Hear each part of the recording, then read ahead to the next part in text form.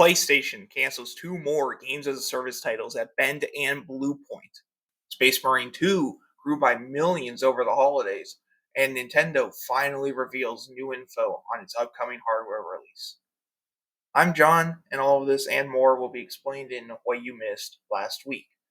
Jason Schreier of Bloomberg reported Thursday that Bluepoint Games, the famous studio known for porting beloved classics to new platforms such as Ico, Shadow of the Colossus, the Metal Gear Solid HD Collection, Demon's Souls PS5 remake, even helped port Titanfall to the Xbox 360, had been working on a God of War multiplayer title for the past 2 years since work wrapped up on God of War Ragnarok.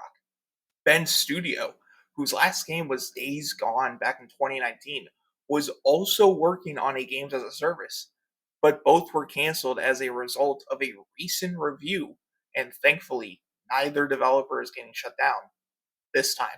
Such moves are following in the disastrous launch of what could be the biggest flop in video game history, Concord. It was only this past August that Concord came out and then disappeared forever after just 14 days. It's reported to have cost upwards of $200 million, with real sales just a fraction of that.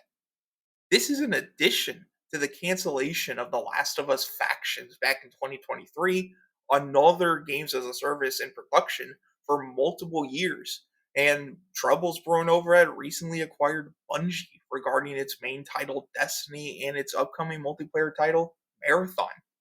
Sony has been chasing the live service trend for years, putting what appears to be most of their studios on such projects, holding back the potential of more hardcore favored single player releases this generation. And despite seeing massive success with Helldivers 2, Sony appears to be backtracking on those ambitious goals of having 12 different games as a service titles in production and betting the house on one of those being a success. Before I continue with the news, if you enjoy the video, please hit the like button, share this video around, and subscribe so you don't miss out on future updates like this or any other videos I might do. PulluP Entertainment just had its second best quarter of over 100 million euros, thanks to the success of breakout hit Warhammer 40k Space Marine 2, which reached 6 million unique players as of January 16th. Train Sim World 5 having record-breaking sales and engagement for the franchise, and 3 new titles of Metal Slug Tactics, Drova, and Void Crew collectively beating expectations. PulluP is publishing Ninja Gaiden Ragebound this summer. Space Marine 2 has had an incredible trajectory since launch, hitting 2 million players after 24 hours, and then jumping to 4.5 million in October, and over 5 million by mid-December. For comparison, the original Space Marine shipped just 1.2 million in 3 weeks back in 2011. Train Sim World 5 on Steam has seen an increase of peak players over World 4 and still sees a peak of 1,000 players daily. Now, I've not played any of those games in the last section. No hate, just I haven't had any time to dig into something like Space Marine 2 yet. But one game I did sink a lot of time into in the past few years was Ace Combat 7. And that game has seen a new milestone of 6 million sold. For context, Ace Combat 7 became the best selling game in the franchise after just 2 years, selling more than 2.5 million copies. It's been selling nearly 1 million copies per year now, and when it hit 5 million sold, it was 26% of total franchise sales. This has now gone up to 30%. I highly recommend Ace Combat 7 if you haven't tried it yet. I've attempted air combat games before, but the stellar gameplay and atmosphere of the world, backed up by an amazing soundtrack and high-stakes action-packed campaign, along with a actually compelling competitive multiplayer, has me excited for the sequel, which is poised to set a record launch for the franchise if the continued success of Ace Combat 7 is anything to go by. Over in Europe, video game sales increased 1% to 188 million units for all of 2024, as reported by GSD.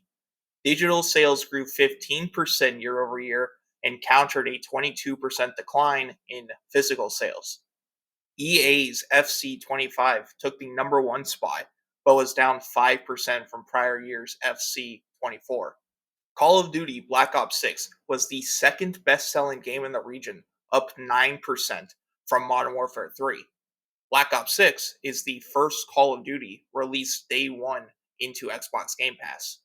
And the third best selling game of 2024 is, of course, FC24. This is Europe. What did you expect? Here is the top 20 list for Europe, and here is what GSD tracks to arrive at these results. While video games held off a decline last year, hardware was not able to. Game consoles were down 21% from 2023, with PS5 down 20% while maintaining its number one spot, Switch down only 15%, staying at number two, and Xbox remains number three with a massive 48% decline. Xbox deserves an entire video on this decline in recent years, so I won't pick on it here. And quickly looking at the UK in particular, FC25, Hogwarts Legacy, and Black Ops 6 were the top selling games 2 weeks ago as of the release of this video. Yee's memoir, The Oath of Felghana, just made the top 40 at number 38. Switching to Japan, Famitsu released its weekly sales report on Thursday and saw almost 58,000 Switches were sold in the second week of the year. This is notable because this same time last year, Switch sold nearly 47,000. Switch is coming up on being 9 years old, by the way. And 57,000 is a great number when you're looking at number two, PS5, selling nearly 12,000, down from 36,000 same week last year. Xbox is existing, selling 900, down from nearly 1,200 the prior year. Super Mario Jamboree is still the top selling game, having been number one in the region for 7 weeks straight now, at 26,000 sold for a total of 1.1 million. Quick disclaimer, Famitsu only reports retail sales, no digital is included here. Freedom Wars Remastered was number two when you combine platforms at 13,000, 8,300 from the Switch version, and 4,800 from PS5. Mario Kart 8 Deluxe is the only other game above 10,000 at 10,003. It has sold a total of 6.2 million at retail. Of the top 30 games sold, once again, retail only, Switch had 28 games occupy that, while PS5 had 2. Astrobot was the second PS5 game, selling 1,500 with a total of 63,000. Thanks go out to Chris1964 over at InstallBase, who translates and catalogs all of this Famitsu data into an easy to read thread every week. If you want to see the full top 30 and even more data on Japan, head over to installbaseforum.com. And of course, the single biggest event of the year so far happened last week. Nintendo announced the release date of Alarmo coming this March. Wait, what? Oh.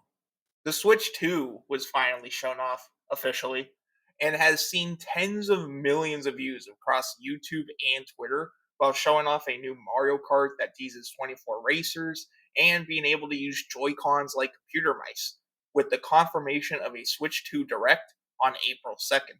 I have a video right here going over what I think will be the launch month, price, and availability for Switch 2. So if you enjoyed this video, go watch that one. And if you've already watched that video, stick around for a bit. If you have any thoughts on what I talked about today, post a comment so I and others can read and maybe even start a discussion off them. Here's some of what to expect this week. Circana will release its December 2024 report on the US market this Thursday. Matt Piscatella over on Blue Sky should post the details after 9 a.m. Eastern Standard Time. I'm expecting a down result for both December and the 2024 full year total. Total game sales in November were down 7% from 2023, and the 11th month total of 2024 was up only $104 million, 51.1 billion versus 51 billion. Famitsu will release its weekly report on Japanese sales for the third week of 2025, and the Xbox Developer Direct is happening this Thursday at 1 p.m. EST, showing off Doom the Dark Ages, South of Midnight, Claire Obscure Expedition 33, and an unannounced fourth title that is reported by Jez Corden of Windows Central to be a new entry in a legendary Japanese IP. If you just pay attention to Thursday, you'll get a lot of news about the industry. But if anything else happens on any other day, I'll let you know what you missed this time next week. Thank you for watching. Take care.